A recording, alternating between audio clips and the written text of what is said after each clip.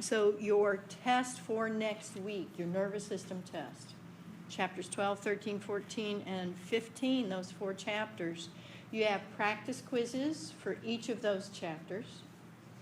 You have connect assignments for each of those chapters. So I don't like changing the way I do stuff when you're used to it. So some of the questions come out of the bank for the practice quizzes, and some come out of the bank from the Learn Smart. And as long as you've studied those things for those 4 chapters, you're looking at the right stuff for test 4. Yeah. Will there be anything from the lab as well? Some of the questions do kind of relate to lab. So if you study lab, you again, you're getting 2 grades for the price of 1. When do you have to know that stuff for lab? Wednesday, when you take your lab practical. So, so it always pays to study lecture and lab together. I can't say off the top of my head that I can pinpoint something that's covered in lab and not lecture, but to me it's all one big thing. So if I ask you a spinal cord question, then I expect you to remember what you learned about spinal cord and lab. Okay? So studying for lab is studying for lecture. There are 15 questions at the beginning of test 4 that are clinical questions. And this is part of our general education state requirement, which I warned you about way back at the beginning of the course. We're required to assess your ability to do critical thinking and problem solving. So there are 15 problem solving critical thinking questions at the beginning, okay? There is nothing extra you need to study for those. They come from the nervous system stuff. They're all, well, I think one of them is not nervous system, but you'll be able to figure it out. And the information you need to answer the questions is either in what you already studied or it's in the question. And some of them you're going to look at, and I know how some of y'all think, that's too easy, that can't be the right answer. Yeah, on these questions, it sure can be the right answer. Okay, because some of what we're having to assess is, can you pick out a normal value from a sea of abnormal values? And you're going to go, no way, there's got to be a trick. Nope, no tricks. It's really that, some of them really are that simple. Some of them are just, can you read the graph and figure out what it means?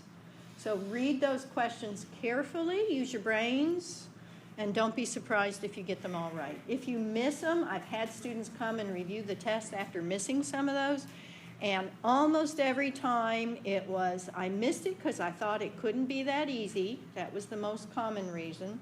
Second was they key in on the wrong keyword. So they misread the sentence because they're thinking the question is asking about this thing when it's actually, clearly, if you read it carefully, it's asking about something very basic. So read the questions carefully and just give me a straight answer on them.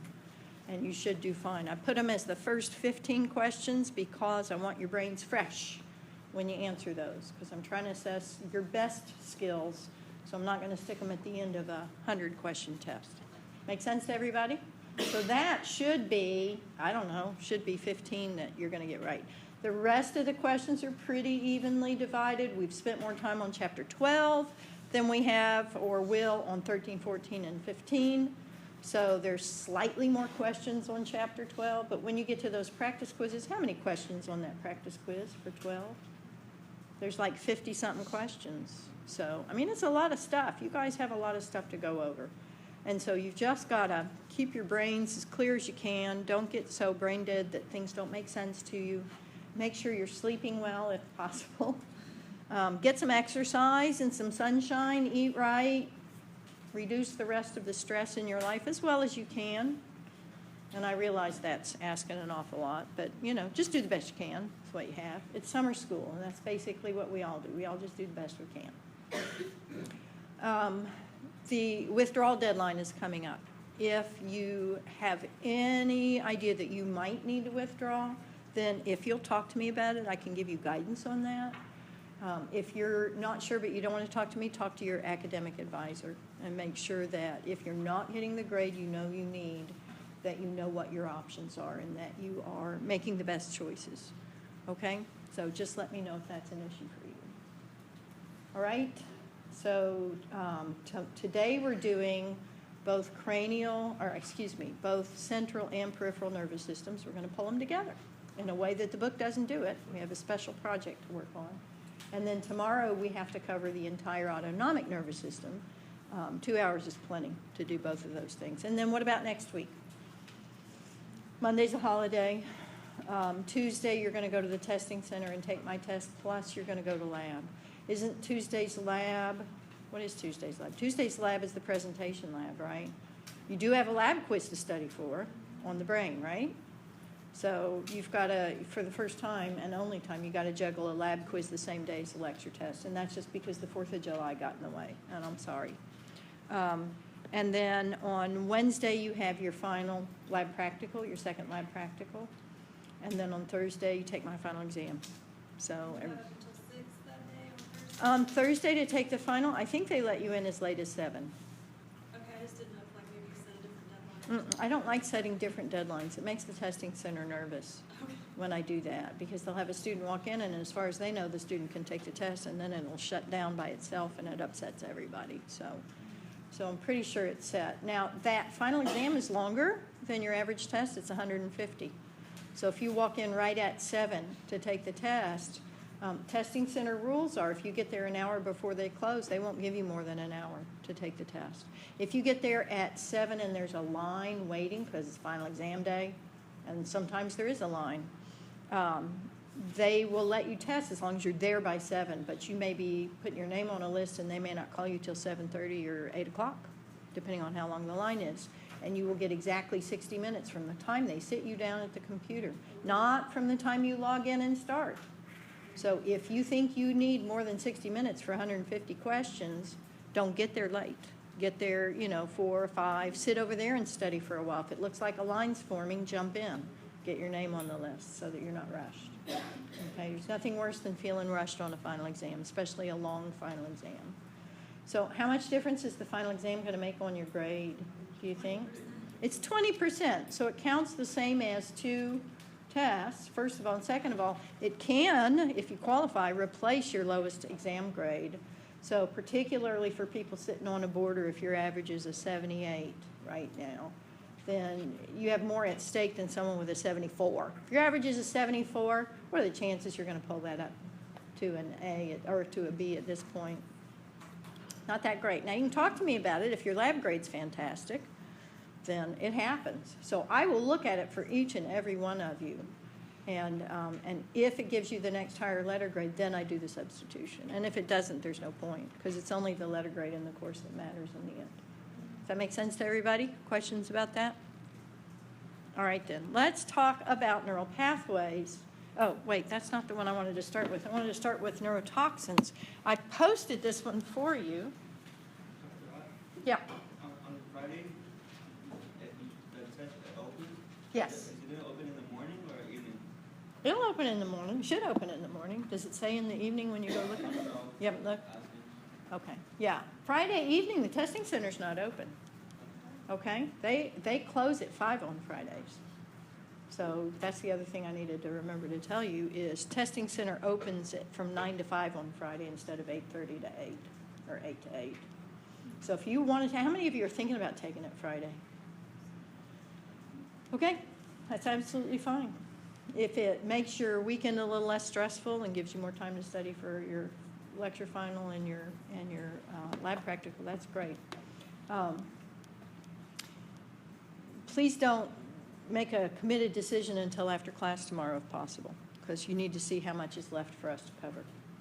Okay? We've only covered 1 of the 4 chapters. We're going to do 2 chapters today and a whole chapter tomorrow, and then you'll have a better sense of what's up. But that test, I've already asked the testing center. They said not a problem to let you do it on Friday. They're not open on the weekend, so it's got to be either Friday by 5. You have to be done by 5, I think. So get there between 2 and 3 just to make sure no later than 4. They won't let you in later than 4 because they close at 5. Okay? All right.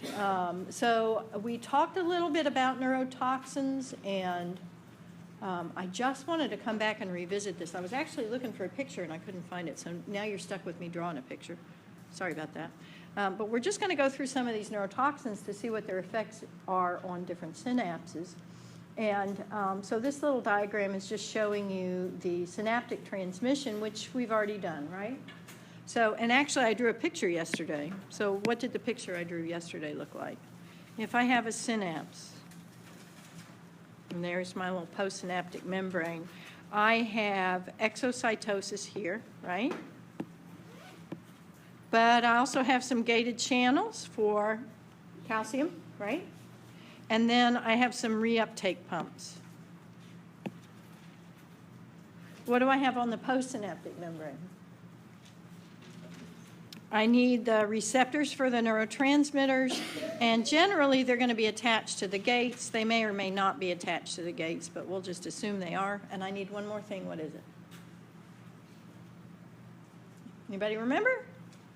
I need an enzyme to break down the neurotransmitter. Okay?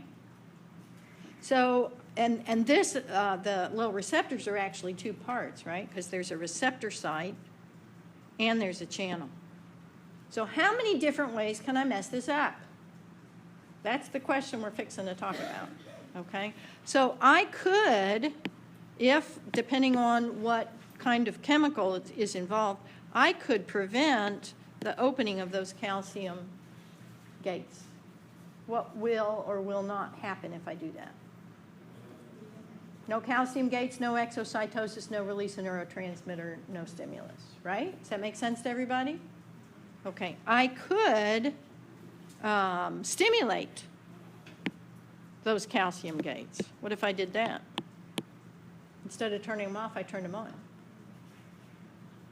Then I would release neurotransmitter even if I didn't get a nerve stimulation. So the postsynaptic cell would respond even if there wasn't a signal coming through. Okay, I could block the receptor. What if I block the receptor? Isn't that going to have the same result as blocking the calcium gates? Okay, or I could inadvertently bind something there that stimulates the receptor. So again, I could either block it or inappropriately stimulate it. Okay? I could block the enzyme that breaks down the neurotransmitter. What if I block that? What's going to happen then? I'm not releasing more neurotransmitter. I'm not releasing it inappropriately, but what am I doing? I'm not getting rid of it. I'm not breaking it down, so it's going to prolong the effect. Okay, so that postsynaptic cell will be stimulated longer than appropriate. Okay?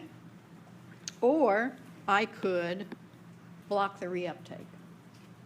Isn't that going to have pretty much the same effect as blocking the enzyme? I'm just going to leave the neurotransmitter there.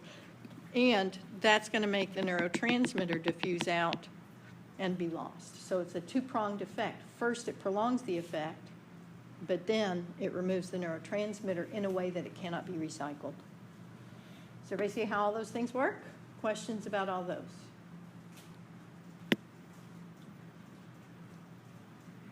All right, let's take a look at some of them. Tetrodotoxin is found in pufferfish.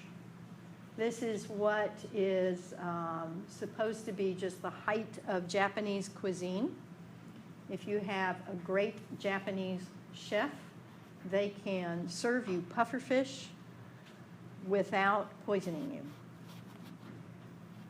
I don't think that's too much to ask, do you? So part of the thrill of eating pufferfish is the risk that you take that your chef was not as good a surgeon as he needed to be. And it does happen. It doesn't happen frequently, but it does happen. So, so I want you to tell me if it's inhibiting sodium channel function. What's that? What do you think that's going to do? Where are the sodium channels? On the postsynaptic or the presynaptic? Presynaptic, you have calcium channels releasing neurotransmitter. Postsynaptic, if it's excitatory, that's where you have sodium channels. Okay? But you also have sodium channels on the axons, on the general body of a neuron. So depending on exactly which sodium channels are involved. the result, paresthesia and paralysis. So did I stimulate or inhibit synaptic activity?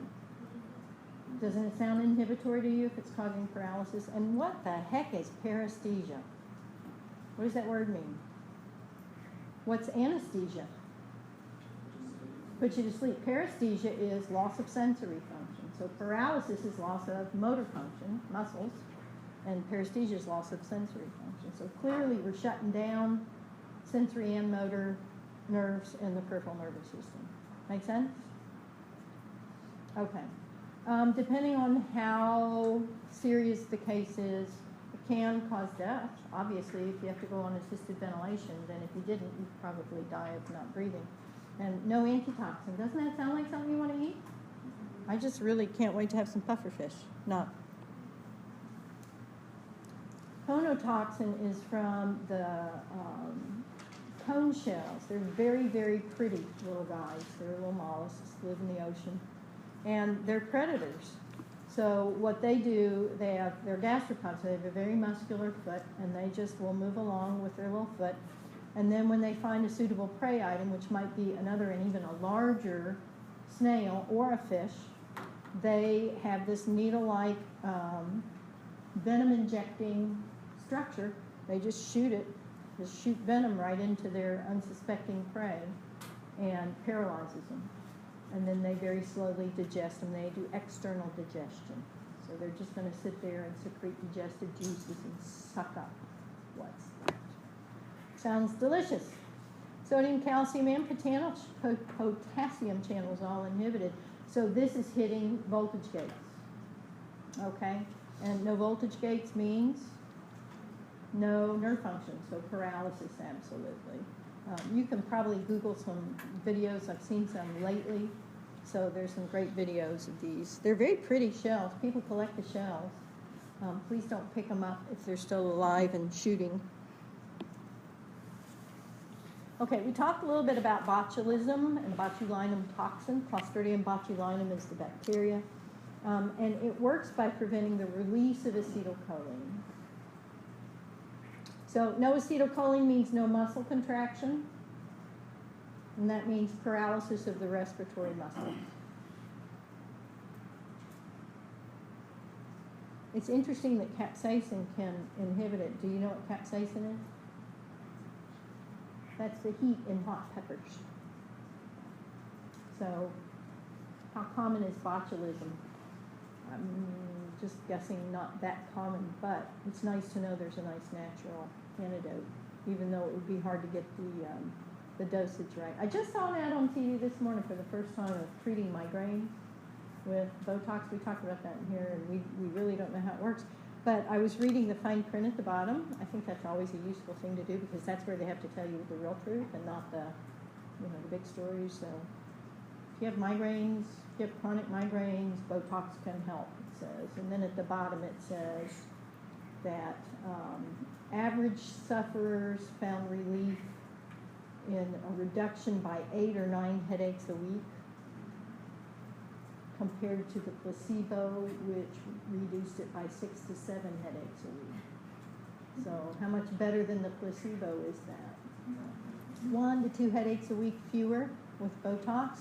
And then they started listing the side effects: nausea, vomiting, trouble breathing, and I'm thinking, yeah, I think I'll stick with the placebo effect.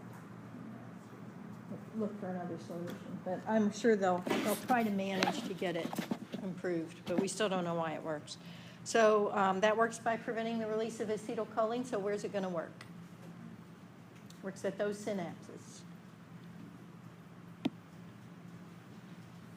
Tetanus.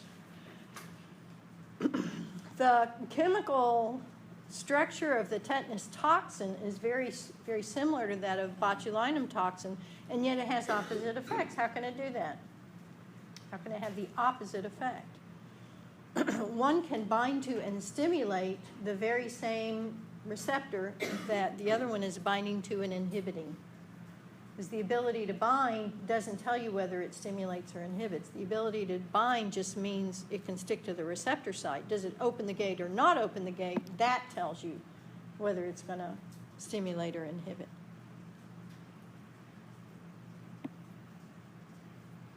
And then we have a couple that I had never heard of until I looked these up. Bungarotoxin. You ever heard of a banded crate? It's obviously a snake. And there are a lot of snake venoms that have different effects. This one triggers the nicotinic acetylcholine receptors. We'll learn about nicotinic receptors tomorrow. There are two kinds of receptors. This is one of them. We'll meet the other in just a sec, but we'll study them tomorrow. The receptors that open sodium channels are the nicotinic ones. So by binding to and triggering the release of acetylcholine at the nicotinic receptors, that means it's going to stimulate muscle contraction, which if you contract the skeletal muscles of respiration and don't relax them, doesn't that mean you can't breathe? So you go into rigid paralysis. And then antitoxin A, which is a cyanotoxin. This is the toxin of blue-green algae, which are actually bacteria.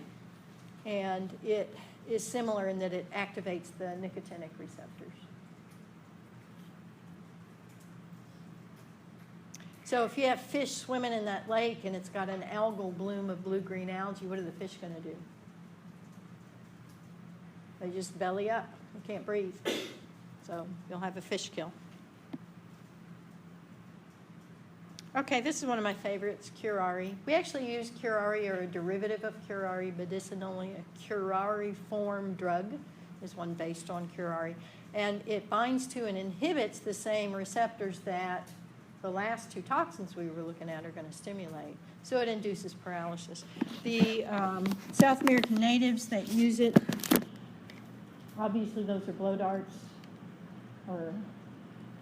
and they grab their little frogs, the poison arrow frogs, and they just kind of irritate the skin until they exude this little slimy secretion, and they take their arrows and they just wipe it on them. And then they load those arrows, actually darts, into their dart guns, and they are deadly accurate. 50 feet away, they can hit a monkey in a tree. So what does the monkey do? It may jump 2 or 3 times before it falls. Unfortunately, it doesn't always fall, so some of them die up in the trees. If it works right, or if they have a kid, they can send up the tree to grab the monkey, whichever. It doesn't kill them, it paralyzes them. So they'll carry these paralyzed monkeys around, and they have fresh meat that way. They don't have refrigerators out there, so it's a paralysis. So we use this when we have a situation where we need to paralyze someone. If you had tetanus, what would you want to do? Don't you want to relax those muscles? So curare-form drugs can do that. And then belladonna is atropine. That's another one we use. And deadly nightshade and Jimson weed and mandrake are all in the tobacco and tomato family. Doesn't it make them poisonous? Actually, it does. Are tomatoes poisonous? Are tomato plants poisonous? Yeah, actually. So fruit's the only part you want to eat. Do not eat tomato leaves. Okay? Potatoes, same thing. Tobacco plants, I'm pretty sure you wouldn't eat. Would you? Nicotine's poisonous.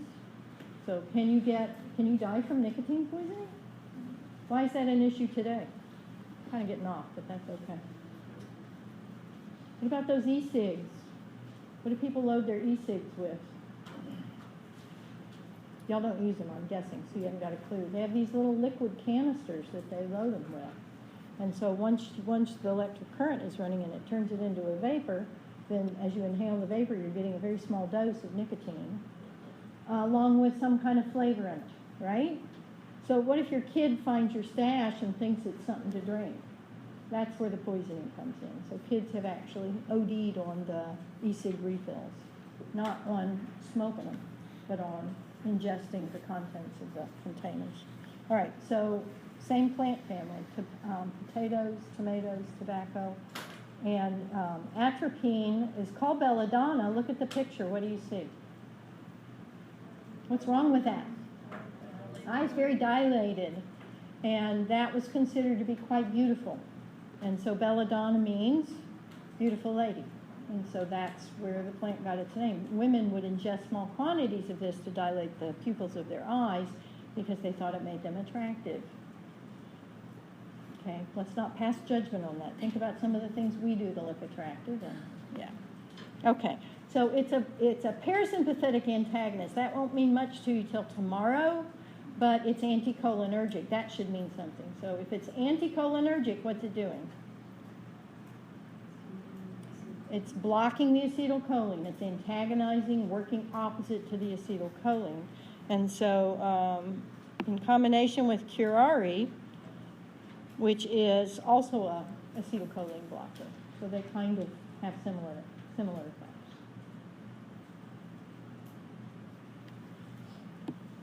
I think belladonna is the last one, not entirely sure. Oh, no, I forgot about the organophosphates. Insecticides, nerve gas, sarin, all these inhibit ACHE. What's ACHE? As soon as you put the E on the end, that's the enzyme, acetylcholinesterase. So tell me what's going to happen. If I inhibit the acetylcholinesterase, it doesn't get rid of the acetylcholine, so the effect persists. You're prolonging the duration of the stimulation. So in your muscles, again, that's going to make them contract and stay contracted.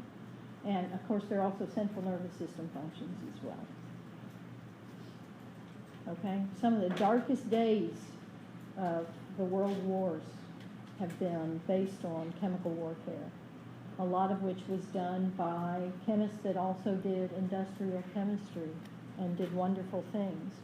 Fertilizer based on ammonia was done by the very same guy that developed chlorine gas, mustard gas, which was used to kill British soldiers in World War I. So, you know, it's a mixed bag when you do chemistry. So it's kind of spooky.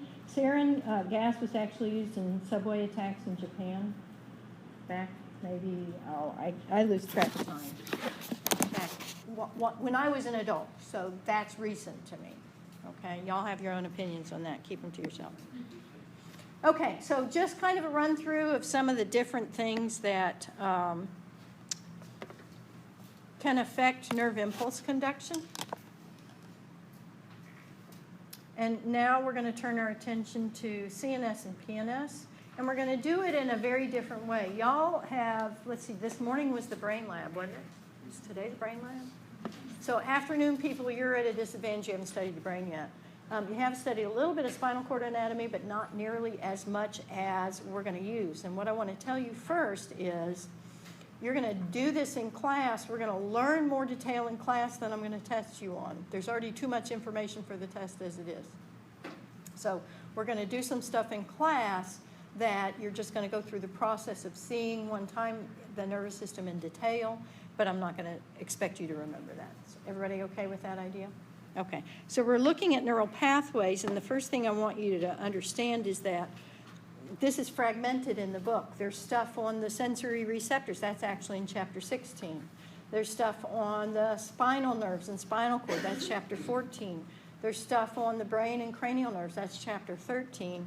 And so trying to put all this together requires some effort, and that's why we're going to take class time today to do that. So each group is going to build a specific neural pathway, and then you're all going to present your pathway to the class so that every group does one in detail and then listens to what the other groups have done, so that by the time we're through today, you're going to have maybe a more holistic sense of the way the sensory receptors, the spinal nerves, and the brain work together.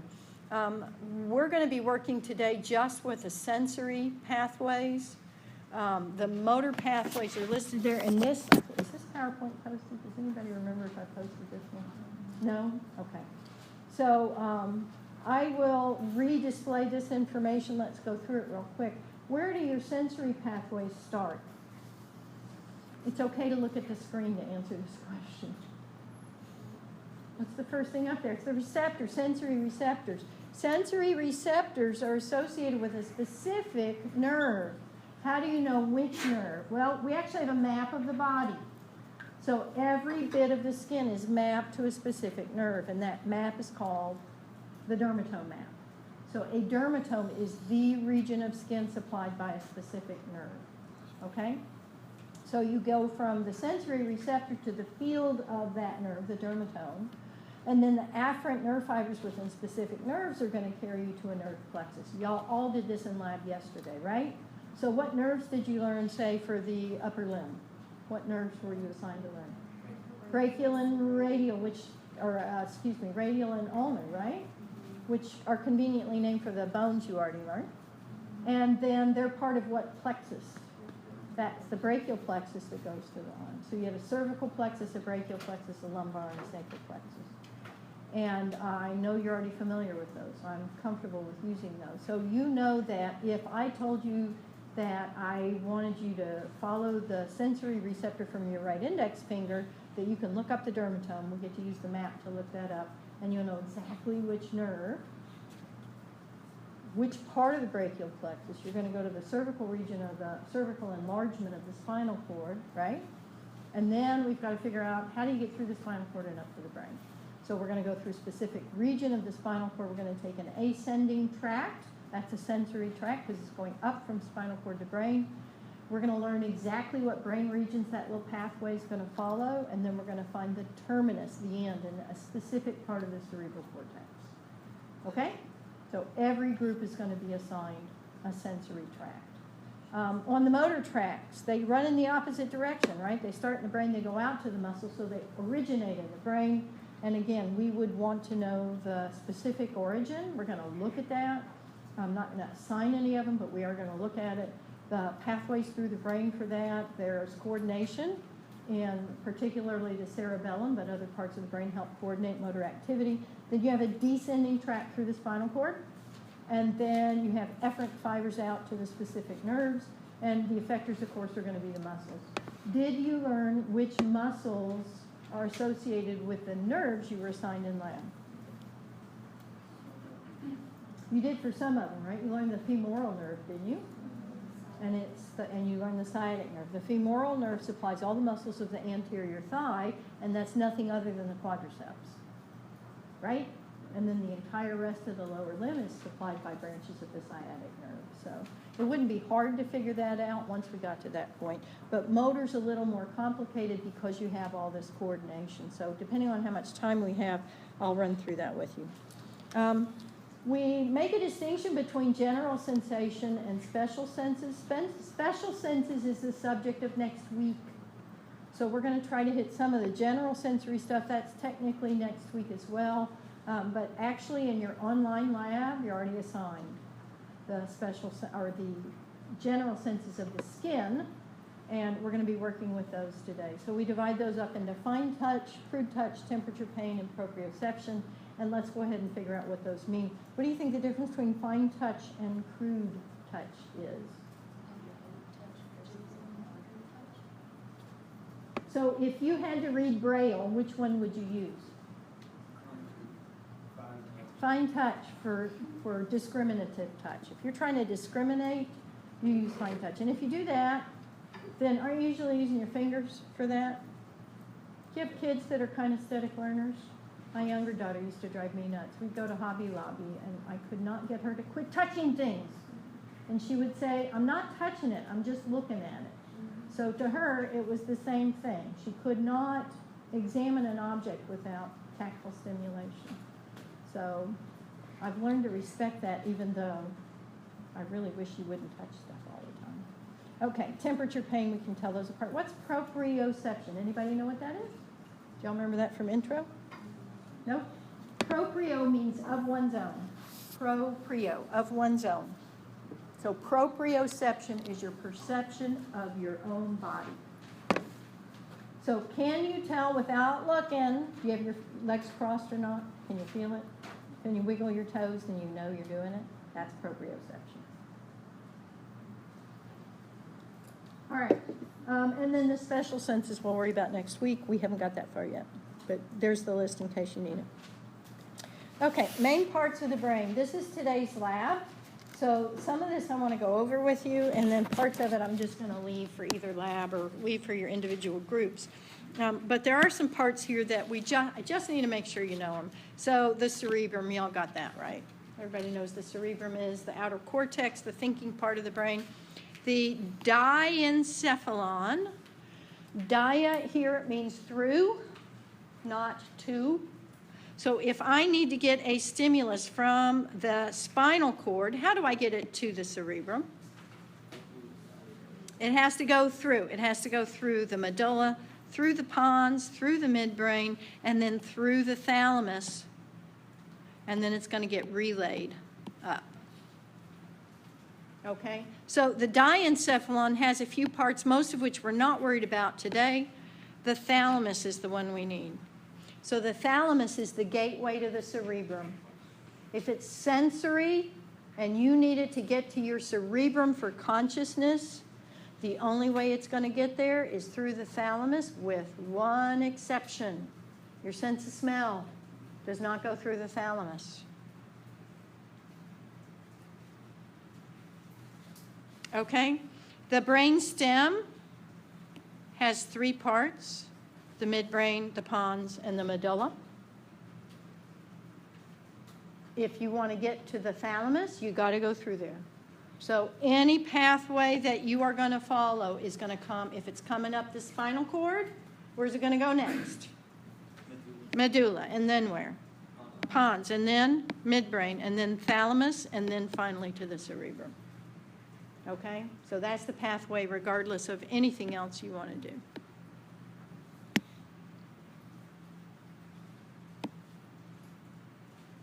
Okay. This is a frontal section of the brain. And it just gives you a different view.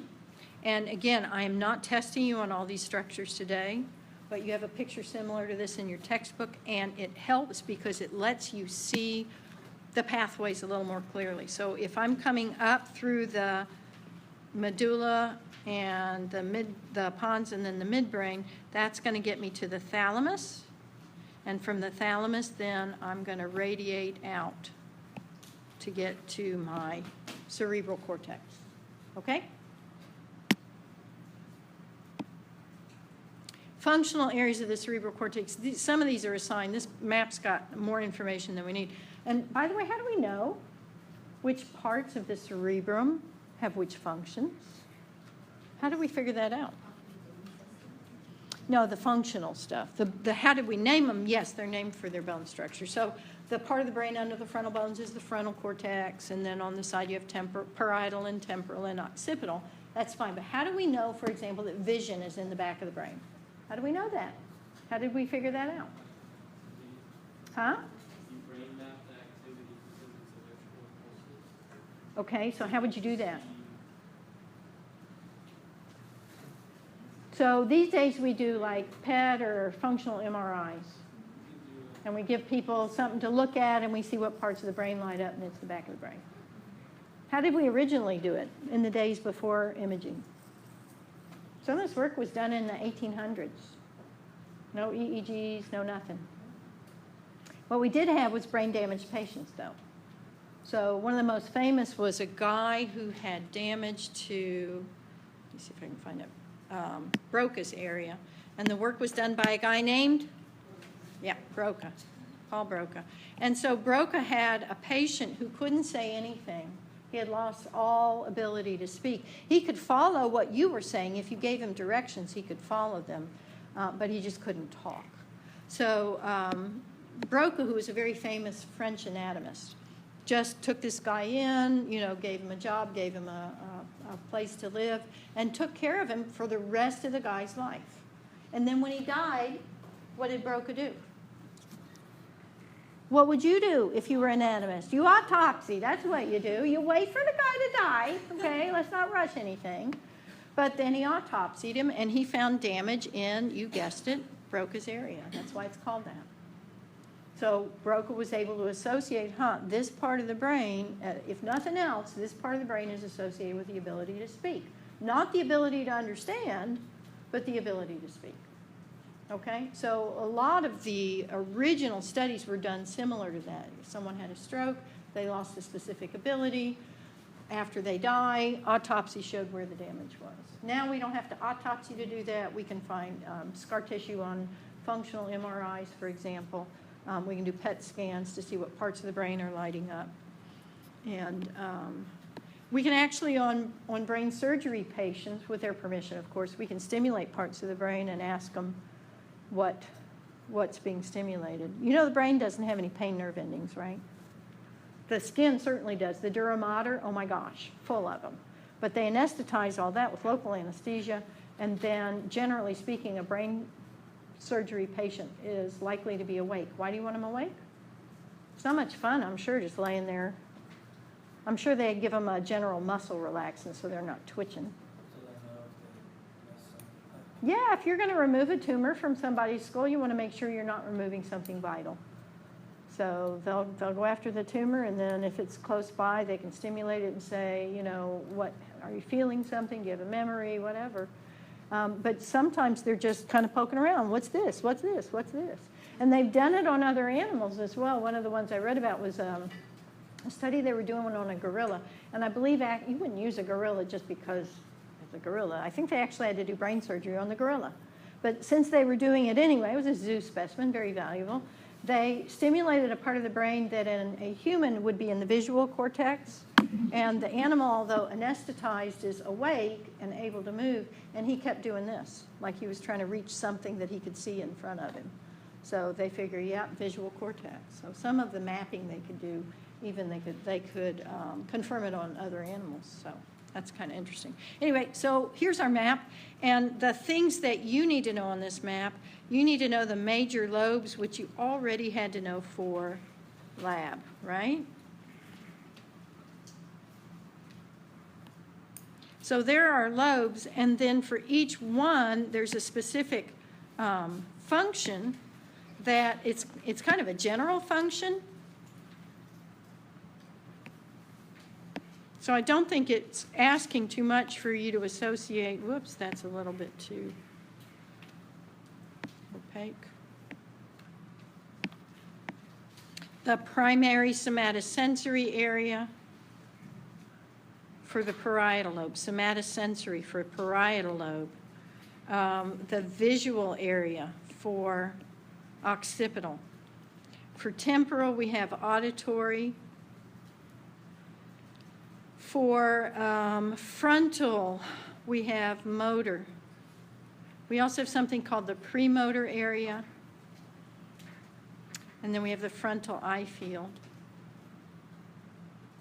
And then very front, we have something, this is kind of a cheat if you ask me, the prefrontal cortex. Is it part of the frontal lobe? Anatomically, yeah. But it's such a different function that it's called prefrontal. It's in front of the frontal, which to me, that's cheating. Okay, and then what would a gustatory area be? Gustatory, anybody know what that means? Gustatory is taste.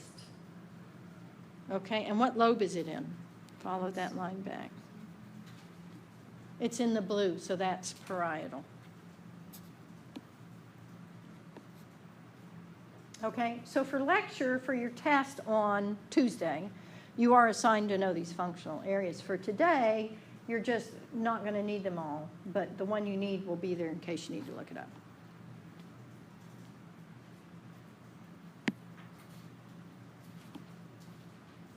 Okay, finally, and this to me is the most interesting part, is the map of the body. When your brain developed as an embryo, as the brain developed, neurons, sensory neurons and motor neurons that begin in the brain grew axons. And those axons were guided in their growth by who knows what growth factors. But they followed particular paths, and they went to the same place. So if I have the sensory function for my right index finger, where's my right index finger on this map? Can you see where it is? It's like right here. They cross over, so right hand is mapped to the left side of the brain.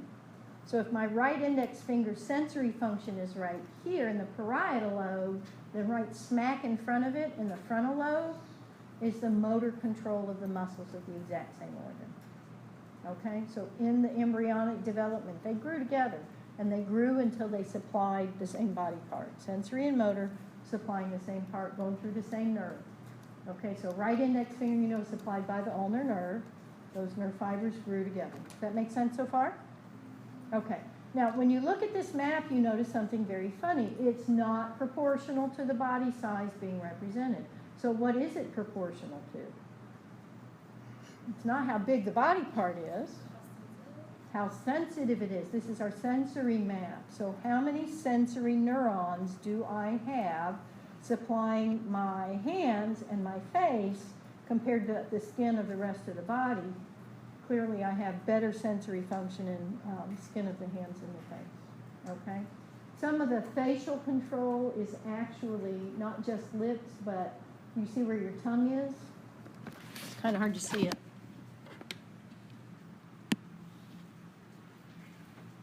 You see it now? So your tongue, of course, has taste buds and other sensory receptors.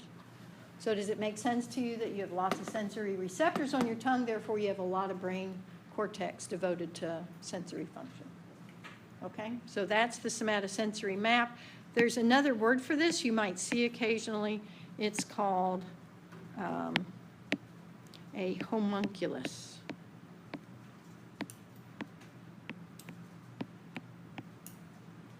Which means little person. You see the little person there.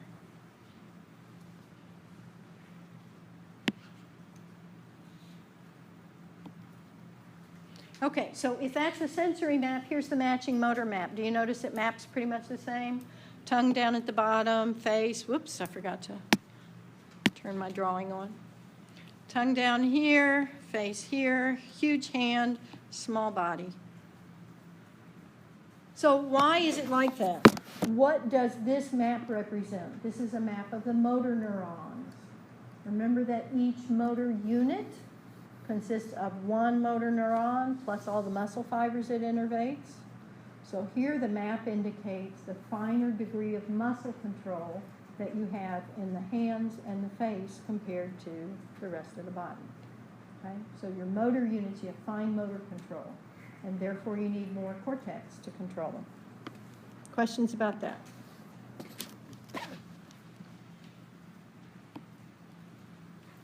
Okay, cranial nerves. Morning people. How many cranial nerves did you learn? Which cranial nerves did you learn? Did you learn number 1? Olfactory? Ringing a bell? Was brain today? Optic is one. Trigeminal is one. Did you learn the oculomotor? Y'all just did this, right? If you're in the afternoon lab, you're off the hook. If you're in the morning lab, you should have done it. If you didn't, you might want to review that. Okay, we don't assign all of them in lab. The reason we don't assign all of them in lab is they really do look different depending on which model or diagram you're looking at. But the cranial nerves are named in order from front to back, from anterior-most to posterior-most. And unfortunately for a lot of people who never learned their Roman numerals in 5th grade, we use Roman numerals, okay? So cranial nerve number 1 is the olfactory nerve. What is olfactory? That's the sense of smell, okay? So the nerve endings are in the roof of your nose, very short nerve fibers up to the anterior-most part of the brain, the olfactory bulbs. Optic is number 2.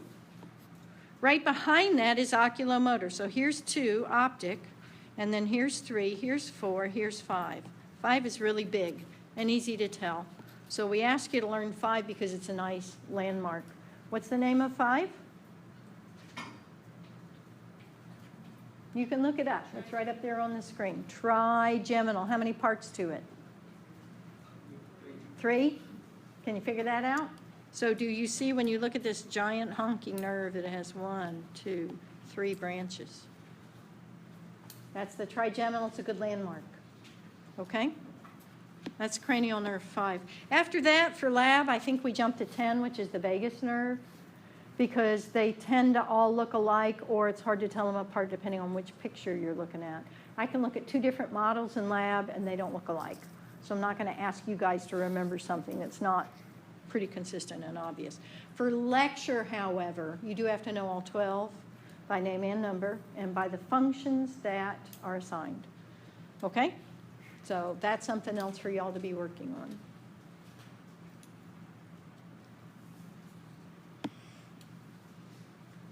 Did you say I didn't say it, but it is. Yeah. Let's see. So here's trochlear. So if I follow that line back, here it is. Let me pick a different color that will show up a little bit better.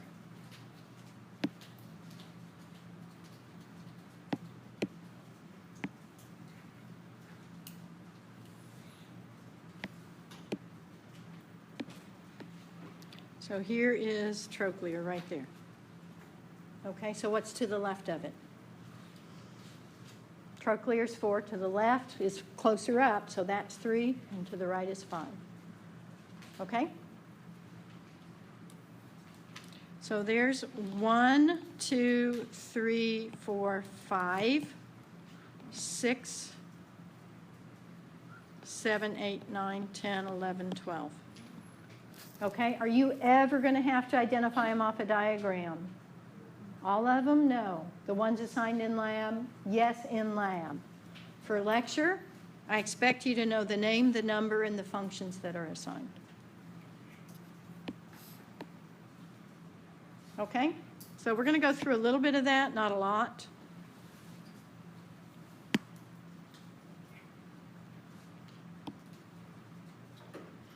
So one is olfactory. We actually study this one next week because it's one of the nerves of the special senses.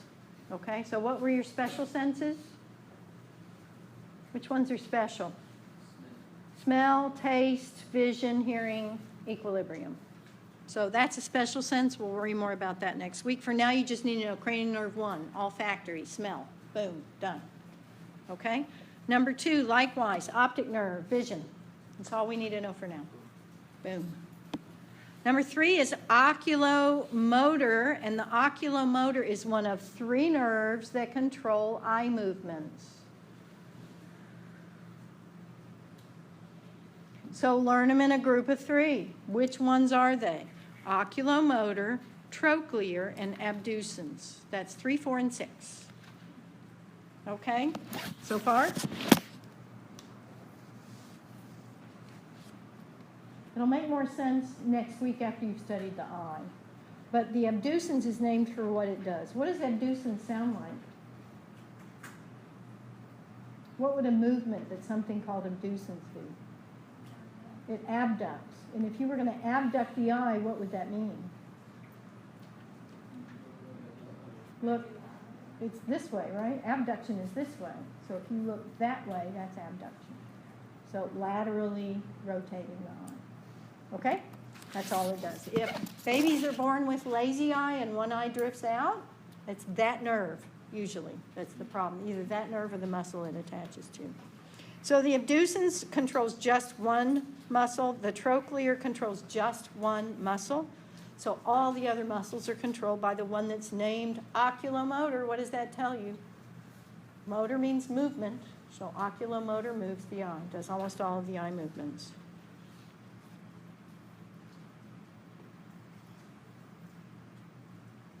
Trigeminal has how many branches? 3. Okay, so it has one that goes to the area around the eyes. That's your ophthalmic branch. One that goes to the upper jaw. What do you want to call that one? Upper jaw? Maxillary. And then the mandibular. Okay? Trigeminal has as its counterpart, we'll see in just a second, the facial nerve. Trigeminal and facial both supply the face. Trigeminal does most of the sensory to the face, but it also controls the muscles of chewing. So trigeminal, sensory to the face and chewing, and facial does the exact opposite. Facial is the muscles of facial expression, and then sensory to the mouth, so taste. That seems weird to me, but there you go. Doesn't have to be a rhyme or reason to it, but it helps to have something to remember it by. So learn trigeminal and facial together. They both supply sensory and motor, but kind of in opposite ways.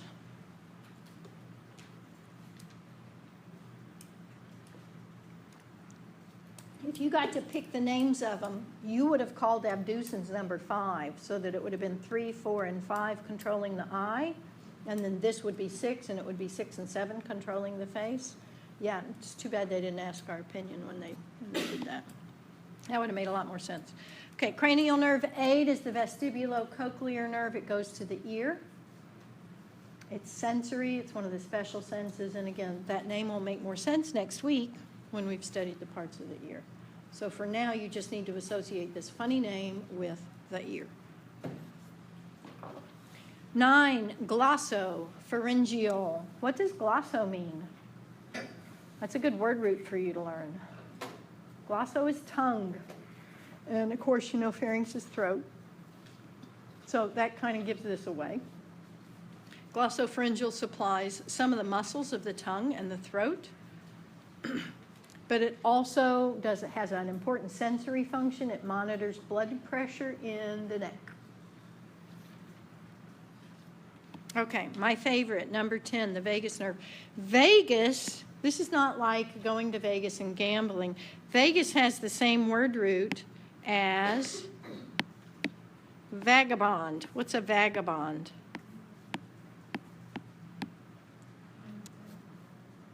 Anybody? Another word is a hobo. Same thing as a hobo. So what is it? Not just homeless, a homeless wanderer. A wanderer. So the vagus nerve is called a wanderer because, unlike all the other cranial nerves, which neatly stay in the head and neck, where the heck is this thing going? Everywhere. So this is an extremely important nerve. It provides the autonomic functions, some of the autonomic functions in the ventral body cavity. So it doesn't just stay in the head, it wanders out into the ventral body cavity. That makes it pretty important. So we'll spend some time tomorrow talking about the vagus nerve.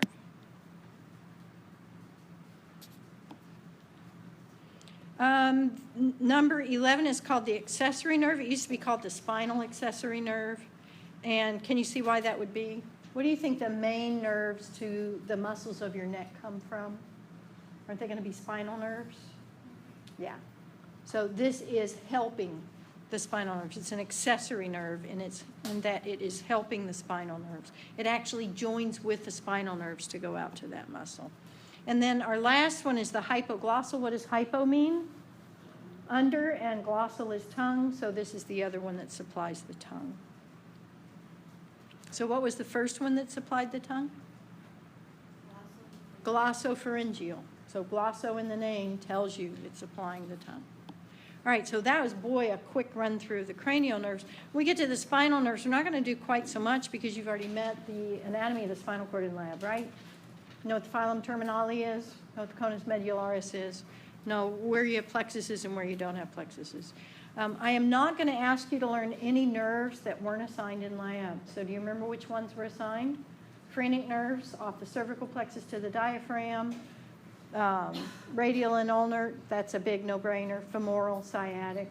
And then the intercostals named for where they go. So piece of cake for that.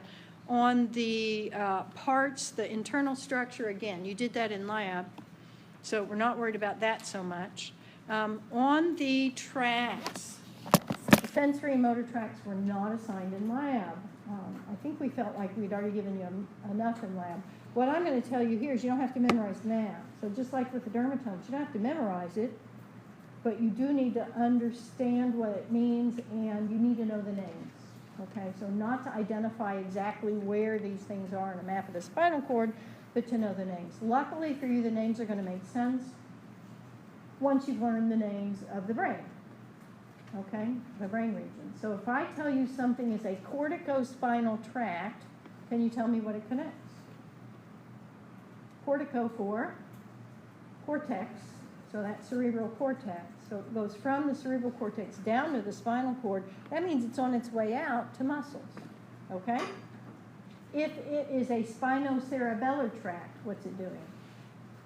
Spinocerebellar, where does it start? Spinal, and then it goes up to the cerebellum. That must be a sensory tract. Okay, so the sensory or ascending tracts are always spinothalamic, spinocerebellar, and the motor tracts are typically spinal at the end of the name, tectospinal, rubrospinal. Those are going to be motor tracts. So for the most part, you can tell what they are, at least to the extent of are they motor or are they sensory, just by learning the names of the tracts. And once you know what the parts of the brain do, then you can figure out the function of the tracts. All right, so here's a dermatome map. You have a different one in your book. I can't remember what chapter it's in, but it's in there somewhere. So if I asked you what spinal nerve supplies the thumb, can y'all see this well enough? Anybody that's close enough? So here's the thumb, and it's this sort of tan color. That's C7, I think. That's C6. 6, 5, 4, 3, 2. Yeah. Okay, so you're actually, once you get your assignment, you're going to be looking up the dermatome map. Now, there's a couple of funny things about the dermatome map, and if this were a better map, you'd better be able to tell. But if you can look at the list on the top left, what's the first thing listed for cervical? Can you see what the first thing on the list is? C2. So C1's not on the list. Okay? C1 doesn't supply a dermatome. It just doesn't. Okay? And then the other thing you notice, if you look at it carefully enough, is that the face is not colored. That's C2, that's C3, that's C4, that's C5. I did mess up. That's C6, C7, C8. The face is actually, we just saw, supplied by the trigeminal nerve. Okay? So the face is the only dermatome supplied by a cranial nerve. The entire rest of the body is supplied by spinal nerves, except that C1 doesn't. Even little coccygeal nerve, number 1, gets its own little dermatome, although it doesn't show up on this map. So what are the two oddities of the dermatomes? No C1, face supplied by trigeminal. Okay, I am not going to go through this in a lot of detail. I am not testing you on this level of detail. So do you need to know for any of the plexuses the names of all the nerves, and for brachial plexus in particular, the trunks and all that stuff? Yeah, no. You need to trace it today in your groups. But after that, I'm not testing you on that. If you ever took a human gross anatomy class, you would have to learn every blessed one of them. But we're going to skip that, and I hope you don't feel cheated. Just pretty sure you won't. Okay, but these are the diagrams, like the ones in your book, that you need to use when you're tracing your pathways. And we'll be getting an assignment of a pathway in about 2-3 minutes. So when you get a pathway assigned, you need to find the diagrams in your book that look kind of like this. This is a pathway. It's not as complete as what I expect you to be able to do today. Is it showing you the dermatome? You see a dermatome there? No, I don't. I see a little note at the very bottom that says the receptors are out there somewhere. Well, I want to see what those receptors are, and I want to see what dermatome they came from, because I'm giving you very specific assignments. Okay? What I do see, and what you'll find in your book in tables in addition to these diagrams, and these are probably in chapter 14, is the specific functions, which pathway is used by each function, because what you'll find is fine touch uses a different pathway than crude touch. And yes, I expect you to know that, because when you get into spinal cord trauma, it matters. Look at the part of the spinal cord highlighted blue. That's the one we call the posterior column. And it's big, and that's most of your conscious pathway. So if you had trauma to that part, you'd have synesthesia as a result. Okay? So here's a nice picture showing you the somatic sensory receptors, and this is assigned in your online lab, and it's assigned next week for your final exam anyway. So when I assign you a specific pathway, I want you to tell me exactly which receptor do you need for the specific sensation that I'm giving you. And I'm going to be walking around and helping you guys with this, so don't feel too bad about that. And do you remember what proprioception was? Self-awareness. So you actually, we talked about this probably yesterday, you have little stretch receptors in your muscles, And if you did reflex arcs in lab yesterday, you learned the muscle spindles. So I just threw them in here. You've got some tendon organs and some muscle spindles for proprioception. Again, our motor pathways go down instead of up. I think what I'd like to do for now is skip over that and assign the pathways. So if you're, let's see, I should have done it by table number. So Corey, you're going to work at table 2, right? You're going to turn around and work with 2. All right, so table 10, y'all get number 1. Everybody else gets their table number.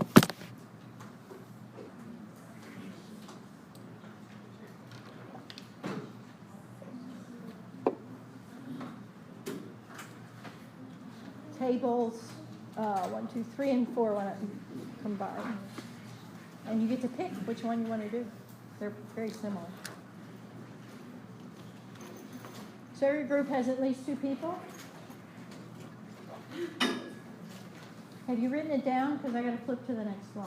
So does every group have their assignment written down?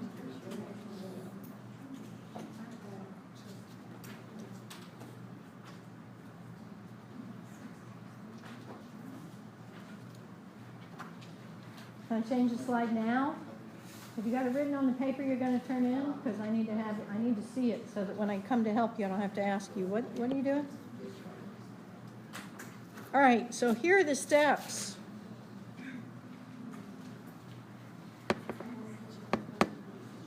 So we flip through these. Let me see what's on the next slide, if anything. Yeah. How many of you have a part of the face to do? Raise your hand if you have a part of the face. Okay, if you're doing face, these are not your steps. Okay, so I'm going to show you real quick. There's some overlap. You're going to map the dermatome, but your thing is you've got to go not through the spinal cord. Okay, so if you're doing the face, you go through the spinal cord to get to the face. To get from the face to the brain, do you need to go through the spinal cord? No. Okay, but most people are going to go through the spinal cord, and so there are more steps to that. So I'm leaving their directions up there, and I'll come around and help you guys. Okay, so what's the first thing you got to do? Figure out what kind of sensory receptor. So how many of you have a temperature sensation? Okay, so what kind of receptor are you going to use for temperature? Specifically for temperature sensation, you need a thermoreceptor. Okay? If you have touch, you get to decide what kind of touch. And for group 5, that you guys? Sensation from the back, you get to decide what kind of sensation. Could be touch, could be pain. Pain. Okay. All right, so I'm leaving this one up here so that you have your list. Ideally, you would draw a little picture. Ideally. So the first thing you have to do is find the pictures in your book so that you know what you're looking at. And at least write down the figure numbers and flip back and forth between them. Okay? So you're going to follow this all the way through. So if I were right index finger, where do I wind up? Step 5. Where do I have to go? Over here specifically. Not here, but specifically right here. How did I know that? Remember that little sensory map, the homunculus? You've got to find that. For the part of the body you were assigned, you've got to figure out exactly where in the brain it's going to go. Okay? This is going to take you 20 to 30 minutes, depending on how quickly you work. And then we're going to have very short presentations. All right? So work steadily. If we get done earlier, that's fine. Do draw pictures if you think it will help. If not, at least write down the page numbers. Because when you present, I'm going to have you use the document camera to show us pictures. Okay?